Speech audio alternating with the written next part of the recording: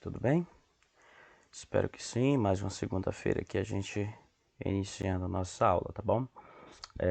A nossa aula de hoje eu quero trazer uma revisão, né? Porque a gente já está próximo aí do final desse bimestre e resolvi não passar mais nenhum conteúdo novo, porque não há essa necessidade também.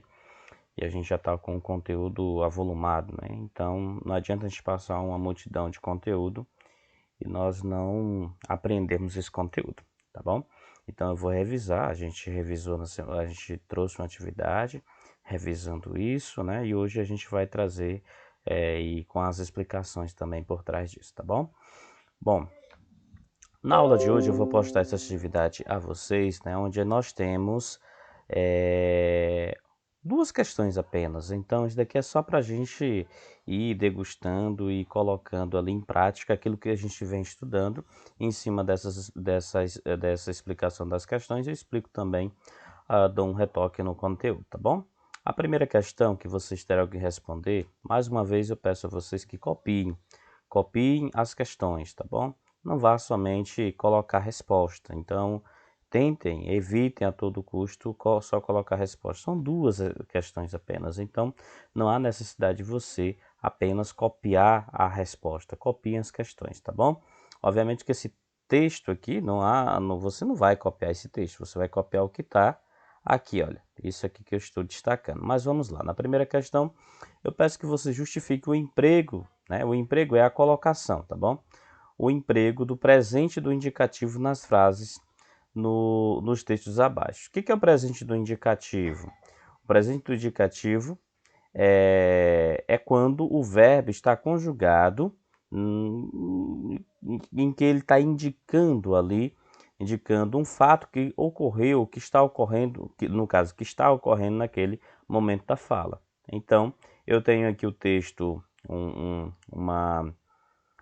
eu tenho aqui uma manchete de um jornal, né? Ele diz assim: lenda do boxe mundial, Muhammad Ali, morre aos 74 anos nos Estados Unidos. Então, eu peço que vocês façam ou deem uma olhada no verbo morrer, né? Nesse verbo aqui. Esse verbo ele está conjugado no presente do indicativo. Vocês vão dizer por que esse verbo está aqui conjugado no presente do indicativo, tá bom? Então é isso. Então você vai lá, né, copia esse enunciado aqui, copia a frase, tá bom? Destaca o verbo morre, tá? E depois você vai dizer, olha, o verbo morre ou o verbo morrer está conjugado no presente do indicativo por isso e por isso. Em que situação eu devo utilizar o presente do indicativo? Basta você pensar nisso e você terá a sua resposta, tá bom? Nós temos um segundo texto aqui, que é o texto, uma tirinha da Mafalda, né? Deixa eu falar a vocês, né? Essa tirinha a gente tem aqui um funcionário, alguém de pasto ali, e que vai levando consigo uma placa, né? Não funciona. Mafalda observa, olha e segue esse homem. Esse homem continua levando, não funciona. E ele vai e coloca a placa aqui no segundo quadrinho em um telefone público, né? Que era muito comum naquela época, né? A parte mais antiga. E ela, com um ar meio decepcionada, diz assim: achei que ele ia pendurar a placa na humanidade. Isso é uma crítica, obviamente, que a Mafalda faz em relação a nós seres humanos. Em determinado momento, não é? Parece que a gente não funciona, né, como deveria funcionar, né? Seja nas nossas ações, nos nossos gestos, nos nossos sentimentos. A forma como agimos às vezes parece que nós não somos humanos, né, por aquilo que pareça. Então essa crítica que a Mafalda vem e traz para nosso texto aqui. Bom, aí eu tenho para analisar a última frase, né, desse último quadrinho aqui da tirinha da Mafalda. Achei que ele ia pendurar a humanidade, que ele ia pendurar a placa na humanidade. Aqui você vai dizer por que esse verbo aqui está conjugado, só que aqui ele não está no presente, ele está no pretérito, né? No pretérito perfeito, né? Achei. que ele ia pendurar. Achei que ele ia pendurar a placa na humanidade.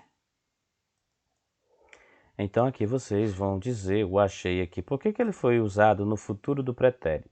No futuro do indicativo. Aliás, perdão. No pretérito do indicativo aqui. Achei que ele ia pendurar. Além de dizer por que ele foi, né, ele foi escrito dessa forma, você também vai dizer, você vai escrever aqui, reescrever essa frase aqui, olha. Você vai reescrevê-la de forma que você elimine esse verbo aqui, olha. Essa locução verbal. Você vai para transformar em um único verbo, tá bom? Mantendo o tempo verbal. Aí, ou seja, vamos lá, são duas coisas que você deve fazer aqui.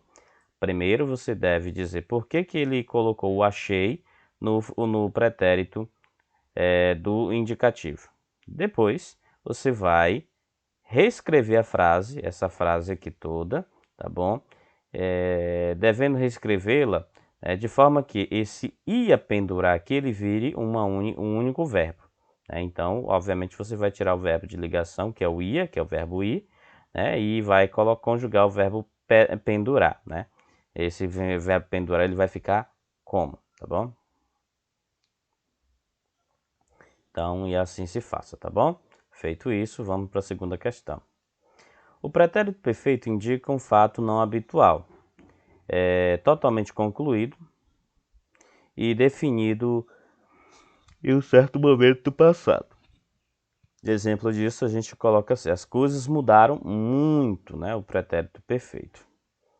Então, transforme os verbos no presente do indicativo em pretérito perfeito do indicativo, realizando as alterações que assim forem necessárias. Então, se eu digo assim: Carlos abre as latas de doces sem minha ordem. Carlos fez o quê? Então, você vai reescrever essa frase, né? Reescrever esta oração aqui. Só que o verbo abrir, ele, ao invés de estar no presente, ele vai ficar no pretérito, ou seja, no passado, tá? No pretérito perfeito do indicativo, tá bom? A mesma coisa vocês vão fazer com a letra B, a letra C, a letra D e a letra E. Ou seja, esses verbos que estão aqui, que estão grifados em negrito, vocês vão lá, vão reescrever a frase e vocês vão mudar o tempo em que esses verbos estão conjugados. Vão passar do presente para o pretérito perfeito do indicativo. Perfeito?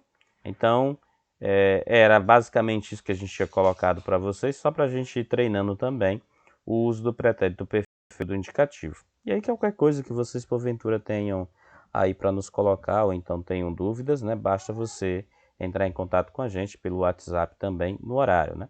Deixa eu só situar aqui algumas coisinhas, né? Eu peço mais uma vez, eu já pedi isso algumas outras vezes, que vocês enviem nosso material, a da nossa aula, ou seja, essa atividade de hoje. Segunda-feira eu estou postando ela.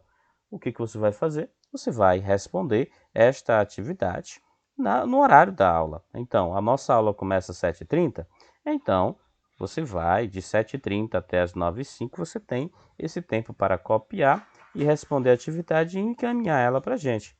Tem uma galera que ainda teima em deixar para enviar um outro dia.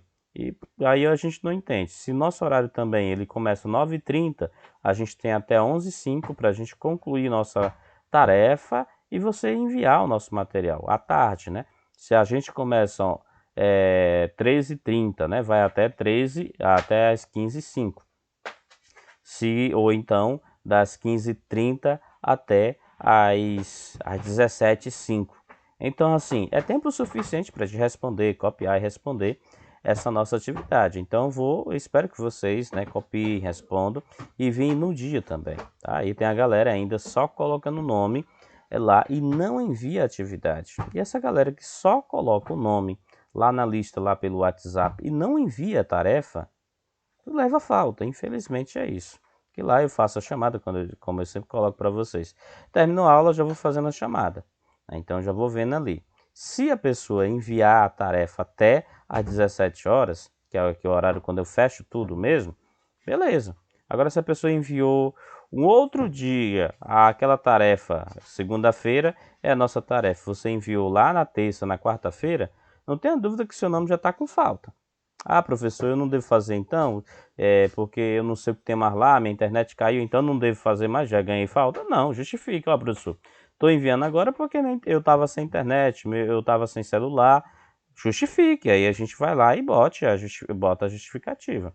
Agora não é aceitável você, porque não sei o que tem mais lá, a tapioca mordeu beiju e você vai lá, demorou e você não enviou a atividade porque estava com preguiça, não sei o que tem mais lá, cada um é seu cada um, e você não justifica, ou dá uma justificativa rala, torpe e muito singela para explicar o motivo de você não enviar a sua atividade no horário que é para ser, tá bom? Eu peço isso, né? Porque de fato tem a galera que tá mandando no sábado a atividade. Eu não tenho aula sábado.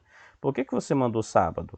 Então você tem que ter esse cuidado, né? Quinta e sexta-feira não é horário de você. Quinta, sexta, sábado, domingo, segunda, aliás, domingo, né?